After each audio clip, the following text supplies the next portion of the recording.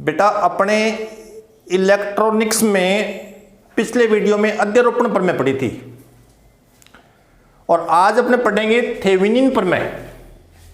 पिछले वीडियो में इलेक्ट्रॉनिक्स में क्या पढ़ी थी आप लोगों ने? अध्यारोपण प्रमेय पढ़ी थी और आज पढ़ेंगे अपने थेवेनिन प्रमेय। कौन सी प्रमेय पढ़ेंगे?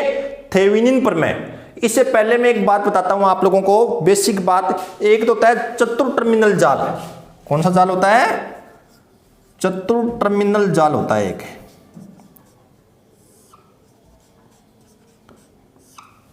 और एक होता है द्वि टर्मिनल जाल। कौन सा जाल? द्वि टर्मिनल जाल होता है एक। चतुर टर्मिनल जाल में क्या होता है कि दो स्पष्ट रूप से इनपुट्स टर्मिनल होते हैं। दो इनपुट टर्मिनल हो गए और ये दो क्या है रे? आउटपुट टर्मिनल है दो। और दो ही क्या है? Input terminal. दो ही क्या है इसमें? आउटपुट टर्मिनल है। तो इसको कहते हैं चतुर टर्मिनल जाल। जबकि द्वि टर्मिनल जाल में क्या होता है? स्पष्ट रूप से कितने टर्मिनल दिखाई देंगे आप लोगों को? दो ही। दो इनपुट दिखाई देंगे इस तरह से और ये आउटपुट टर्मिनल है, ये लघुपतित होंगे इस तरह से। तो इसमें कितने टर्मिनल है? दो। तो ये द्वि टर्मिनल जाल है, ये चतुर टर्मिनल जाल। इसमें स्पष्ट रूप से दो इनपुट टर्मिनल, दो आउटपुट टर्मिनल दिखाए गए हैं। तो ये चतुर टर्मिनल जाल, 4 टर्मिनल जाल नेटवर्क। और ये है द्वि टर्मिनल नेटवर्क। इसमें स्पष्ट रूप से कितने टर्मिनल दिखाई दे रहे हैं आप लोगों को? दो ही। ठीक है ना? तो ये है द्वि टर्मिनल जाल। ठीक है, अब अपने शुरू करते हैं थेवेनिन प्रमेय। कौन सी प्रमेय शुरू करते हैं बेटा? थेवेनिन प्रमेय। थेवेनिन प्रमेय में क्या होता है? एक द्वि टर्मिनल जाल होता है। कौन सा जाल होता है? एक द्वि टर्मिनल जाल होता है एक। अपने पास क्या है? एक द्वि टर्मिनल जाल है ये। और इसके साथ यहां पर ये जुड़ा हुआ है लोड प्रतिरोध, लोड प्रतिपदा। ये है द्वि टर्मिनल जाल। कौन सा जाल है ये? द्वि टर्मिनल जाल है बेटा ये। और इस जाल में क्या क्या जुड़े होंगे? ऊर्जा स्रोत जुड़े होंगे। और क्या जुड़े होंगे? इसमें प्रतिपदाएं जुड़ी होंगी। तो ये एक द्वि टर्मिनल जाल है, उसमें ऊर्जा स्रोत भी जुड़े हुए हैं और प्रतिपदा भी जुड़ी हुई है। तो इस द्वि टर्मिनल जाल को एक परिपथ में बदला जा सकता है। ये जो द्वि टर्मिनल जाल है ना, इसको एक ऐसे परिपथ में बदला जा सकता है जिसके साथ एक वोल्टा स्रोत जुड़ा होगा, EEQ, और उसके श्रेणी क्रम में क्या जुड़ी होगी? एक प्रतिपदा। कौन? ZEQ। और ये कौन है? लोड प्रतिपदा। लोड प्रतिपदा की जगह क्या है रे? लोड प्रतिपदा यह है। तो ये एक द्वि टर्मिनल जाल है। इसमें क्या क्या जुड़ा हुआ है? ऊर्जा स्रोत और प्रतिपदाएं जुड़ी हुई है। इस द्वि टर्मिनल जाल को एक ऐसे परिपथ में बदला जा सकता है जिसमें वोल्टा स्रोत होगा EEQ इक्विवेलेंट, और एक होगी इसमें प्रतिपदा होगी। कौन है? ZEQ। ये ZEQ है वो EEQ के किस क्रम में है? श्रेणी क्रम में जुड़ी हुई है। तो ये द्वि टर्मिनल जाल है, इसको एक ऐसे परिपथ में बदला जा सकता है जिसमें वोल्टा स्रोत EEQ होगा और उसके तथा श्रेणी क्रम में प्रतिपदा कौन होगी? ZEQ। और ये कौन है? लोड प्रतिपदा। लोड प्रतिपदा कौन सी होती है बेटा? लोड प्रतिपदा अपने क्या करें? थेवेनिन प्रमेय के द्वारा किसी प्रतिपदा में बहने वाली धारा ज्ञात करनी है आप लोगों को।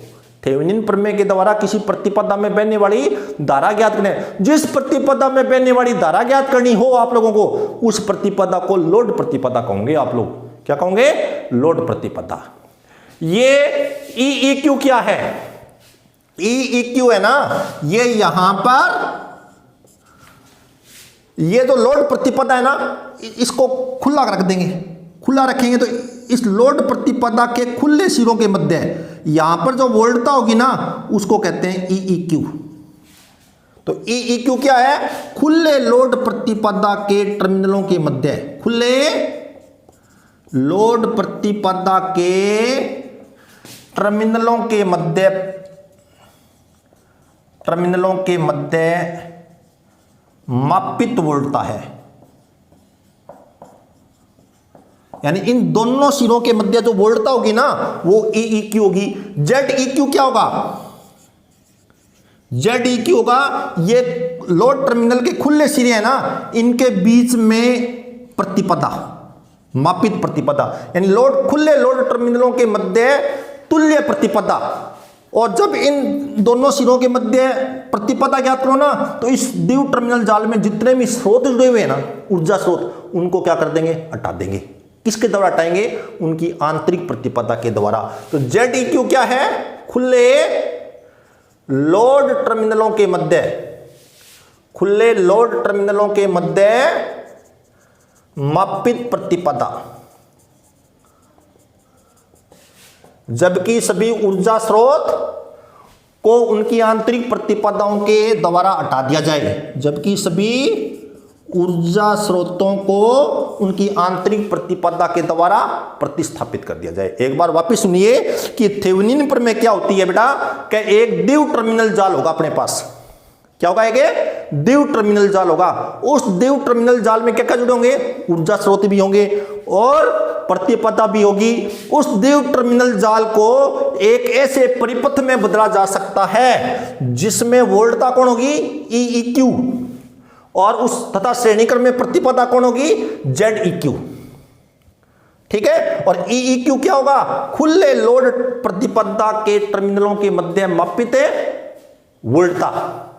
और ZEQ क्या होगी? जो लोड प्रतिपदा है ना, उसको खोल देंगे, उन दोनों खुले सिरों के मध्य जो प्रतिपदा होगी वो ZEQ होगी। और ZEQ ज्ञात करो ना आप लोग, उसमें इस द्विव टर्मिनल जाल में जितने भी वोल्टा स्रोत लगे हुए ना, उनको उनकी आंतरिक प्रतिपदा के द्वारा प्रतिस्थापित कर देंगे।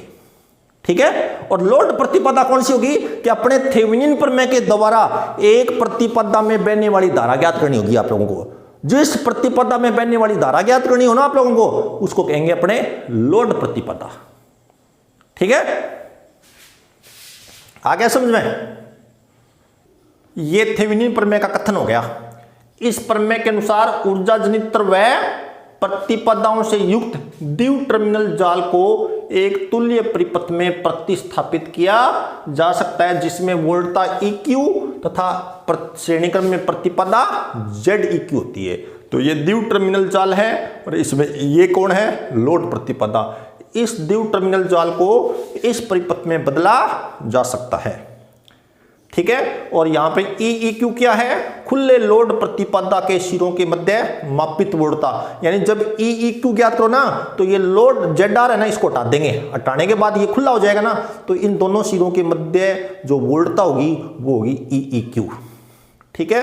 और ZEQ क्या है? खुले लोड प्रतिपदा के सिरों के मध्य मापित प्रतिपदा। यानी इस लोड ZR को हटा देंगे तो ये खुला हो जाएगा ना, खुला जाए। इन दोनों सिरों के मध्य मापित प्रतिपदा होगी, वो होगी ZEQ। ZEQ जब ज्ञात करो ना, तो इसमें द्विव टर्मिनल जाल में जितने भी वोल्टता स्रोत जुड़े हुए हैं उनको उनकी आंतरिक प्रतिपदा के द्वारा प्रतिस्थापित करें, यानी हटा देंगे उनको। ठीक है। अब अपने इस प्रमेय को सिद्ध करते हैं बेटा। वास्तव में द्विव टर्मिनल जाल को इस परिपथ में बदला जा सकता है या नहीं, ये अपने को सिद्ध करके दिखाना है। और लोड प्रतिपदा कौन सी होती है? कि अपने को क्या करना है? थेवेनिन प्रमेय का उपयोग करके एक प्रतिपदा में बहने वाली धारा ज्ञात करनी होती है। और जिस प्रतिपदा में बहने वाली धारा ज्ञात करनी होती है ना, उस प्रतिपदा को कहते हैं लोड प्रतिपदा। ठीक है। अब अपने इसको सिद्ध करते हैं बेटा। व्युत्पत्ति।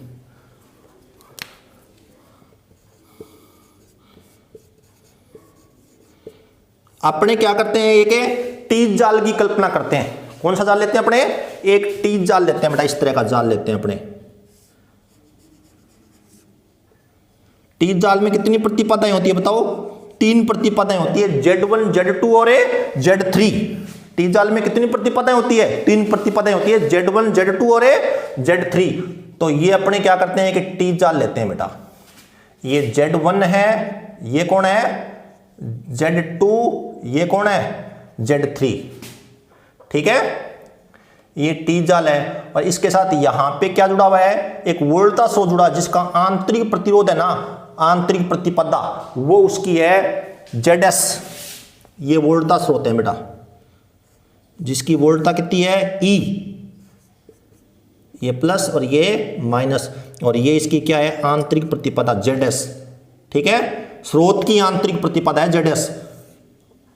और यहां पे ये अपने पास लोड प्रतिपदा ZR, लोड प्रतिपदा ZR है बेटा अपने पास, ठीक है। जहां ई क्या है, स्रोत की वोल्टता, ZS क्या है, स्रोत की आंतरिक प्रतिपदा, ठीक है। ZS क्या है यहां पे, ZS है ना, ये है ऊर्जा स्रोत की आंतरिक प्रतिपदा, आंतरिक प्रतिपदा। और ZR क्या है, लोड प्रतिपदा। इस ZR में बहने वाली धारा ज्ञात करनी है आप लोगों को, लोड प्रतिपदा। ये अपने कल्पना की है इस टी जाल की, अपने ये परिपथ लेते हैं, ठीक है। इस परिपथ को इस परिपथ में बदला जा सकता है या नहीं, सिद्ध करना है आप लोगों को, ठीक है। इस परिपथ को कौन से परिपथ में बदलना है, ऐसे परिपथ में बदलना है जिसमें वोल्टता होगी EEQ और उसके श्रेणीक्रम में प्रतिपदा होगी ZEQ, ठीक है। तो अब आप लोग स्रोत से निकलने वाली धारा कितनी होगी, चलो बताओ। यहां स्रोत के प्लस से धारा निकलेगी ना, स्रोत के प्लस से क्या निकलेगी, यहां पे धारा निकलेगी, प्लस से धारा निकलेगी, तो कितनी धारा निकलेगी बताओ। यहां से मैं मान लेता हूं धारा निकली कितनी, IS, कितनी धारा निकली यहां से, IS। और उसमें से इधर धारा कितनी चलेगी, लोड प्रतिपदा में, इधर यहां के दो रास्ते हो जाएंगे ना, ये धारा चली गई कितनी, IR, ठीक है। और फिर इधर धारा कितनी चली गई, मान लो I चली गई, धारा जाएगी ना इधर, इधर धारा कितनी चली गई, मान लो कोई भी धारा जा सकती है, अपनी इस धारा की वजह से कोई जरूरत नहीं पड़ेगी, ठीक है। स्रोत से कितनी धारा निकली, IS, और वो यहां पे आके कितने भागों में बट गई, दो भागों में। इधर कितनी चली गई, लोड प्रतिपदा में धारा ZR, और इधर धारा चली गई मान लो I चली गई, कितनी चली गई रे, I। तो स्रोत से निकलने वाली धारा बताओ कितनी होगी, IS का मान कितना होगा। IS स्रोत से निकलने वाली धारा है ना, मैंने बताया होगा आप लोगों को, स्रोत से निकलने वाली धारा होती है हमेशा वोल्टेज बट्टा टोटल इंपीडेंस, मतलब कुल प्रतिपदा। इंपीडेंस का मतलब क्या होता है, कुल प्रतिपदा। तो ये दोनों प्रतिदो, ये धारा IR, Z2 में धारा IR होगी ना, ZR में भी धारा कितनी होगी, IR। तो इन दोनों में धारा समान है ना, तो ये दोनों किस क्रम में है, श्रेणी क्रम में। और इन दोनों में धारा अलग अलग है ना, तो ये दोनों किस क्रम में होंगे, समांतर क्रम में। फिर Z1 और ZS, Z1 में भी धारा कितनी है, IS, ZS में भी धारा कितनी है, यही धारा तो जाएगी IS। तो ये दोनों श्रेणी क्रम में, दोनों में धारा समान है, श्रेणी क्रम होगा, ठीक है। ये और ये समांतर क्रम में हो जाएगा। तो स्रोत से प्रवाहित धारा कितनी होगी बताओ, स्रोत से प्रवाहित धारा, स्रोत से प्रवाहित धारा,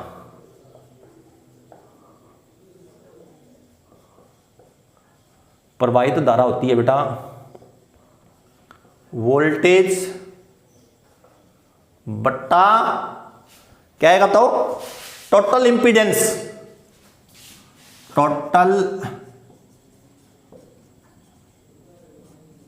इंपीडेंस, ठीक है, हो गया। स्रोत से निकलने वाली धारा कितनी है, IS, तो IS बराबर कितना हो जाता हो, E बट्टा ZS और Z1 किस क्रम में है, श्रेणी क्रम में। Z1 plus ZS plus Z2 और ZR किस क्रम में है, श्रेणी क्रम में। फिर ये दोनों समांतर क्रम में। जब दो प्रतिपदाएं समांतर क्रम में होती है तो उनका तुल्य प्रतिपदा कितने, दोनों का गुणनफल बटा दोनों का योग। तो क्या होता है Z3 पहली और इन दोनों का तुल्य प्रतिपदा, ये दोनों किस क्रम में, Z2 और ZR श्रेणी क्रम में है ना। अरे Z2 और ZR किस क्रम में है, श्रेणी क्रम पर प्रतिपदा दोनों का योग होती है ना। तो क्या लिख दूं, Z2 प्लस ZR बट्टा Z3 plus Z2 plus ZR, ये हो गया, ठीक है। अब ये क्या आ जाएगा बताओ, लघुत्तम आ जाएगा ना। तो IS बराबर हो जाएगा बेटा E, और फिर ये लघुत्तम ऊपर भी चला जाएगा क्या, तो ये लिख दूं मैं Z3 plus Z2 plus ZR बट्टा, ये IS का मान आ रहा है, किसका मान आ रहा है, ये IS का मान। अब आप लोग Z1 का इस लघुत्तम के साथ गुणा होगा, ZS का भी इस लघुत्तम के साथ क्या होगा, गुणा होगा। Z1 का गुणा कर दो, Z1 Z3 plus Z1 Z2 plus Z1 ZR plus, अब ZS का कर दो, ZS Z3 plus ZS Z2 plus ZS ZR, अब ये आएगा plus Z3 Z2 plus Z3 ZR। Clear. अब आप लोग देखो IS बराबर कितना आ गया बताओ, बराबर आ गया बेटा E Z3 plus Z2 plus ZR बट्टा। अब आप लोग देखो इसमें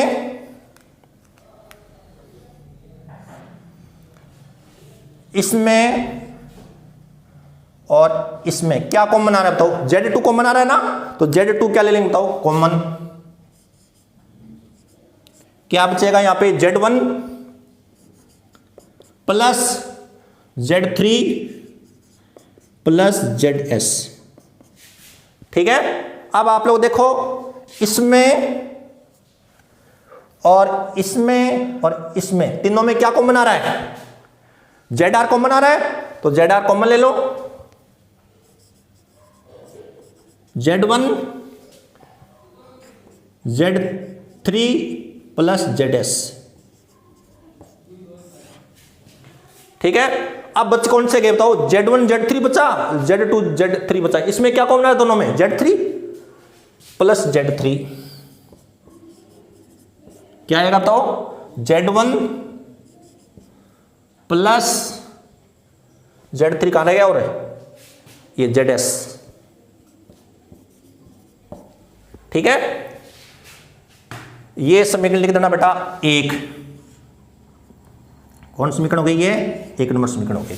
अब अपने को क्या करना है बताओ, अपने को ज्ञात करना है इस ZR में बहने वाली धारा ज्ञात करनी है। किसमें, ZR में बहने वाली धारा ज्ञात करनी है, IR। अब तो IR देखो, ये IS धारा आई ना, ये यहां पे आके कितने भागों में बटी, IR और I में बंट गई। ठीक है ना। तो यहां पे धारा का वितरण हुआ है, किसका वितरण हुआ है, धारा का वितरण हुआ, तो अपने IR निकल जाएगा। IR कैसे निकालोगे बताओ, IR जब निकालो ना, दूसरी साइड का प्रतिपद आएगी Z3। अब बताओ धारा का वितरण किस किस में हुआ, पहले तो ये बताओ। देखो इधर प्रतिपदा कितनी है, इस साइड में Z2 और ZR, Z2 प्लस ZR है, एक प्रतिपदा Z2 प्लस ZR, और इधर प्रतिपदा कितनी है, Z3। धारा IS का दो प्रतिपदाओं में वितरण होता है, कौन कौन सी में, Z3 में वितरण होता है और Z2 प्लस ZR में वितरण होता है। तो अपने IR का मान ज्ञात करना है, यानी इस प्रतिपदा में बहने वाली धारा ज्ञात, Z2 प्लस ZR में बहने वाली धारा ज्ञात करनी है। तो जब IR लिखो तो क्या लिखा जाएगा, Z3 बट्टा दोनों प्रतिपदाओं का योग गुणा कुल धारा। बताया था ना मैंने आप लोगों को, अध्यारोपण पर मैं भी बताया था आप लोगों को। तो लोड प्रतिपदा में बहने वाली धारा कितनी होगी बताओ, लोड प्रतिपदा में प्रवाहित धारा, लोड प्रतिपदा में प्रवाहित धारा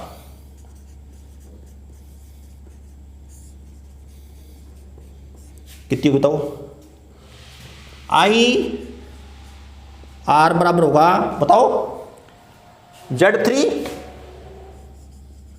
बट्टा Z2 plus ZR plus Z3। इधर प्रतिपदा तो Z2 प्लस ZR, क्योंकि IS धारा का वितरण किसकी, कौन कौन सी प्रतिपदा में, Z2 प्लस ZR और Z3 में हुआ है। नीचे दोनों प्रतिपदाओं का योग आ गया गुणा IS। अब आप लोग समीकरण 1 से क्या रख दोगे, IS का मान रख देंगे। समीकरण 1 से IS का मान रखने पर, ठीक है। अब आपने IS का मान रखेंगे तो किसका मान आएगा रे, IR का मान आएगा। IR कितना हो जाएगा, IR बराबर हो जाएगा बताओ Z3 बट्टा Z2 plus ZR plus Z3 गुणा कौन ई Z3 plus Z2 plus ZR बट्टा Z2 Z1 plus Z3 plus ZS plus Z2 ZR Z1 plus Z3 plus ZS plus कितना बताओ Z3 Z1 प्लस ZS। ये और ये क्या हो जाएगा बताओ, कैंसिल। तो बताओ आई आर कितना आ गया बताओ, आई आर बराबर आ गया ई Z3 बट्टा ये आ जाएगा। तो कितना लिखोगे Z2 Z1 plus Z3 plus ZS plus ZR Z1 plus Z3 plus ZS plus Z3 Z1 plus ZS। ठीक है, क्लियर।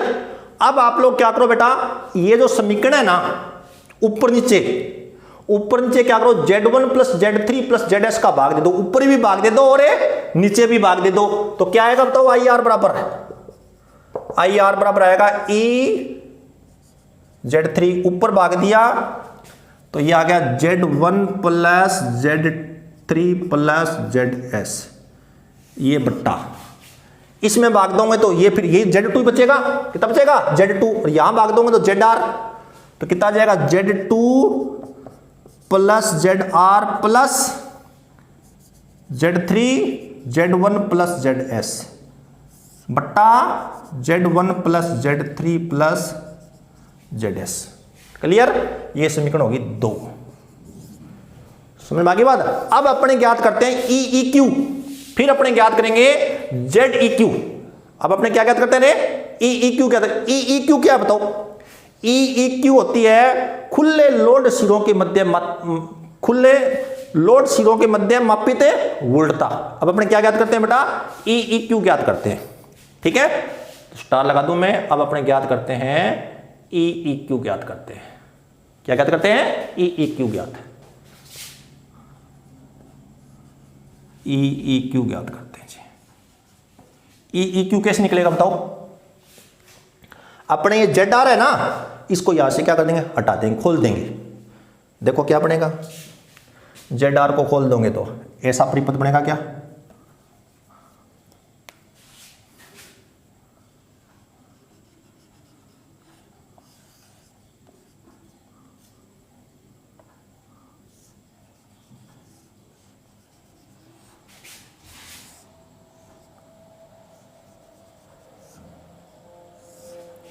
ये कौन है बताओ, ZS प्लस माइनस, ये कौन है Z1, ये कौन है Z2, ये कौन है Z3।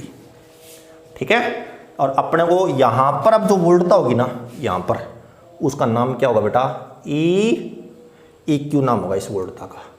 यहां जो वोल्टता होगी ना उसका नाम कितना होगा, EEQ नाम होगा उस वोल्टता का।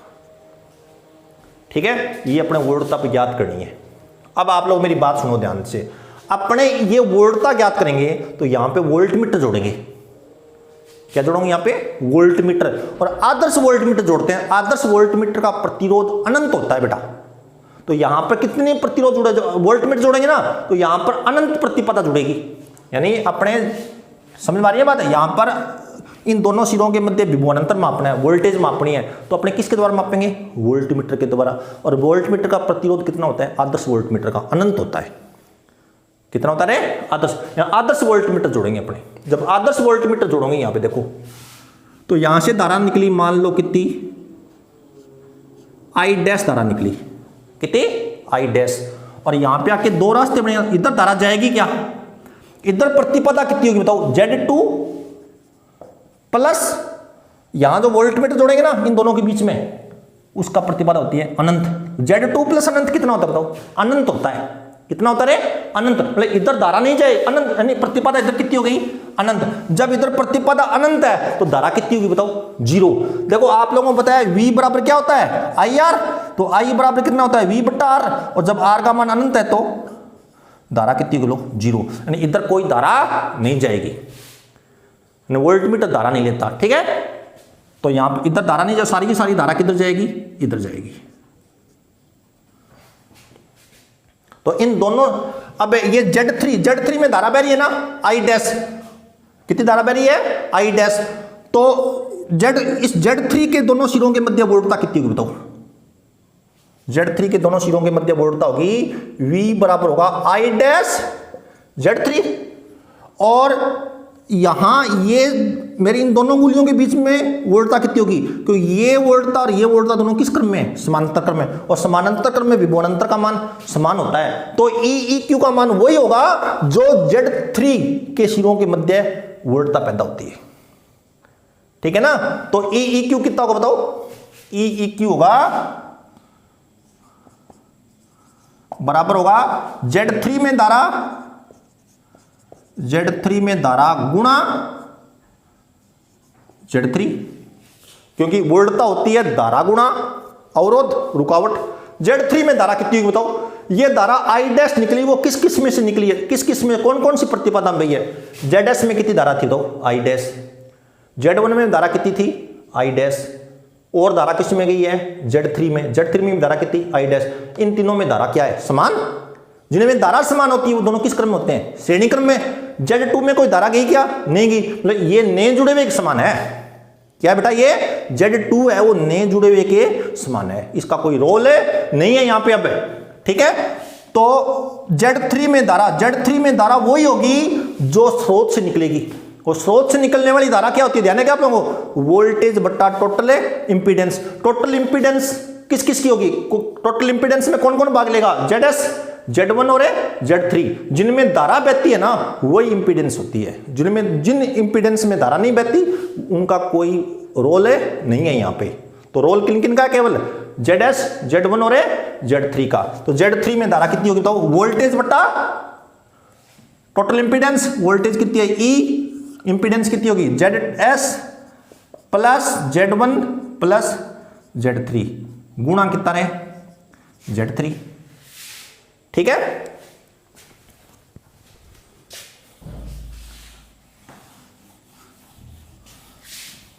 समझ में आ रहा होगा। तो EEQ कितना हो गया, EEQ होगा EZ3 बट्टा ZS plus Z1 plus Z3, ये समीकरण होगी बेटा 3। अब अपने ज्ञात करेंगे ZEQ, क्या ज्ञात करेंगे ZEQ। ZEQ क्या होती है, खुले लोड सिरों के मध्य वोल्टता, खुले लोड सिरों के मध्य, सॉरी ZEQ क्या होती है, खुले लोड सिरों के मध्य मापित प्रतिपदा। ZEQ होते हैं ना, जब ZEQ ज्ञात करते हो तो मैंने आप लोगों को बताया था सभी वोल्टता स्रोत को वहां से क्या कर देना है, हटा देना है, किसके द्वारा, आंतरिक प्रतिपदा के द्वारा। तो E की आंतरिक प्रतिपदा कौन है ZS, तो इसको E को हटा देंगे, ZS जोड़ देंगे सीधा ही, ZS नहीं हटेगा, ZS क्या है उसकी आंतरिक प्रतिपदा है। अब अपने ज्ञात क्या करते हैं बेटा, ZEQ ज्ञात करते हैं, ZEQ ज्ञात करते हैं। ZEQ क्या होगा, खुले लोड सिरों के मध्य मापित प्रतिपदा। देखो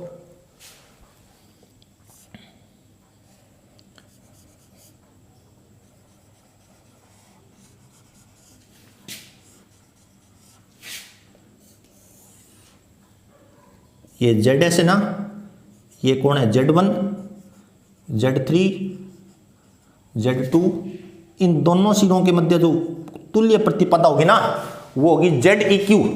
कौन होगी वो, ZEQ, ठीक है।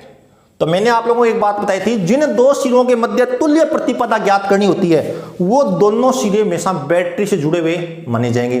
तो मतलब यहां पे क्या जुड़ी हुई है, बैटरी, क्या जुड़ी हुई है यहां पे, बैटरी। मन में जोड़ लेना बैटरी को, बैटरी जोड़नी नहीं है आप लोगों को, ध्यान रखना बैटरी को जोड़ना नहीं है। मान लो यहां पे आप लोगों ने बैटरी जोड़ दी, चलो इन दोनों सिरों के मध्य प्रतिपदा ज्ञात करें तो यहां पे बैटरी जोड़ दी, तो बैटरी के प्लस से क्या निकलेगी, धारा, यहां धारा निकलेगी, यहां पे आके धारा कितने भागों में जाएगी, 2 भागों में, एक भाग इधर चला जाएगा और एक भाग है इधर चला जाएगा।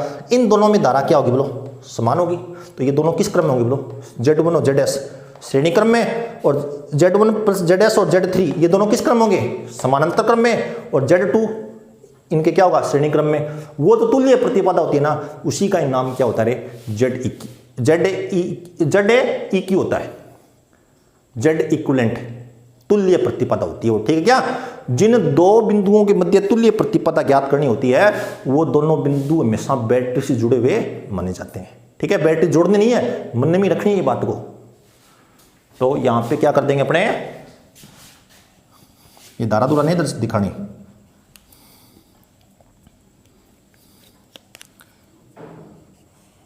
ठीक है।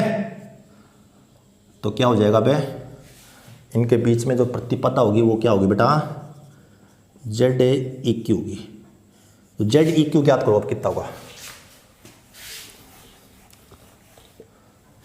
ये दोनों Z1 और ZS श्रेणी क्रम में, और ये Z3 इसके समांतर क्रम में, फिर Z2 फिर श्रेणी क्रम में। देखो ZEQ कितना होगा, ZEQ बराबर हो जाएगा Z2 प्लस Z3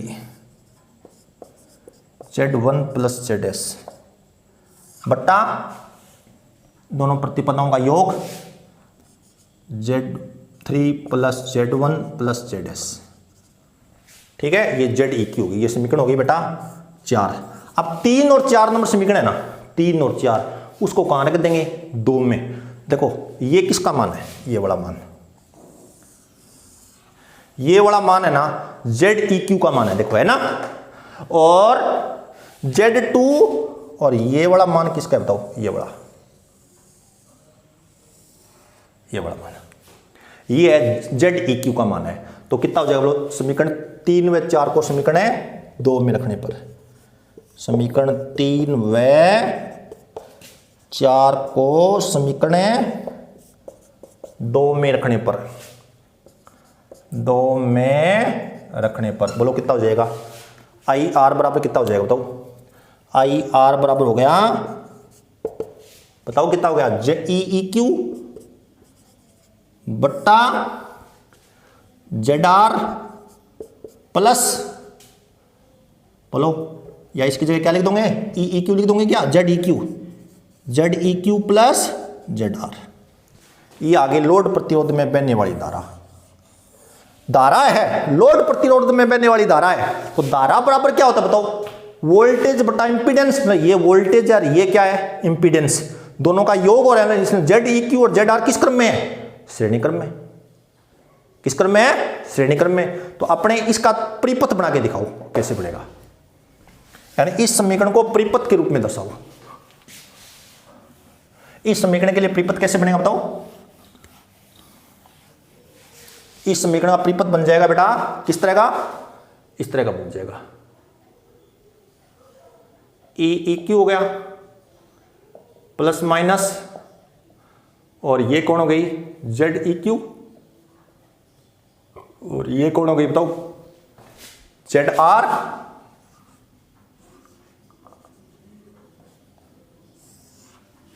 हो गया। और ZR में बहने वाली धारा कितनी है, IR। तो ZR में वही धारा होगी जो ZEQ में होगी, और ZEQ में वही धारा होगी जो स्रोत से निकलेगी। तो स्रोत से भी कितनी धारा निकलेगी बताओ, IR ही निकलेगी। कितनी रे, IR।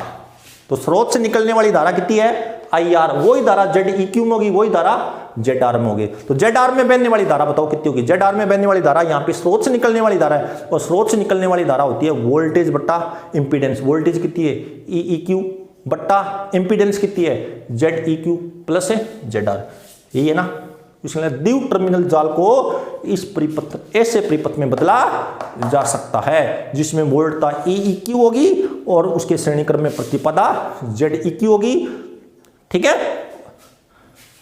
ये बात समझ आ गई क्या। तो थेवेनिन प्रमेय अपने क्या हो गई बेटा, सिद्ध हो गई। लोड प्रतिरोध में परिणामी धारा के लिए, लोड प्रतिपदा में परिणामी धारा के लिए द्विव टर्मिनल जाल को ऐसे परिपथ में बदला जा सकता है जिसमें वोल्टता EEQ तथा श्रेणीक्रम में प्रतिपदा ZEQ होती है। समझ में आया कि नहीं आया? वीडियो को ढंग से देखना, अच्छी तरह समझ में आ जाएगा। ये प्रमेय एग्जाम की दृष्टि से बहुत ज़्यादा इंपॉर्टेंट है और न्यूमेरिकल, इसके बाद में मैं इसका न्यूमेरिकल भी करवाऊंगा आप लोगों को। तो आप लोग मेरे चैनल को सब्सक्राइब जरूर करना, ठीक है ना? सब्सक्राइब जरूर करना ताकि मैं जितने भी वीडियो अपलोड करूं उसका नोटिफिकेशन आप लोगों को मिलता रहे। और आगे भी बच्चों को शेयर करना, ठीक है, ताकि अन्य बच्चों को भी मेरे द्वारा अपलोड्स वीडियो का फायदा मिलता रहे। और वीडियो पसंद आए तो लाइक भी जरूर करना, ऐसे देख के मत छोड़ देना। ऐसे देखा और 2 मिनट देखा, 3 मिनट देखा और छोड़ दिया। पढ़ने के लिए बहुत संघर्ष करना पड़ता है। मैं वीडियो बना रहा हूं ना तो मेरे भी पसीना आ रहा है, देख लो। तो पूरा वीडियो देखा करो तब समझ में आता है। 4 मिनट देख लिया, 5 मिनट देख लिया, ऐसे वीडियो बेटा समझ में नहीं आता बिल्कुल भी। ठीक है, धन्यवाद।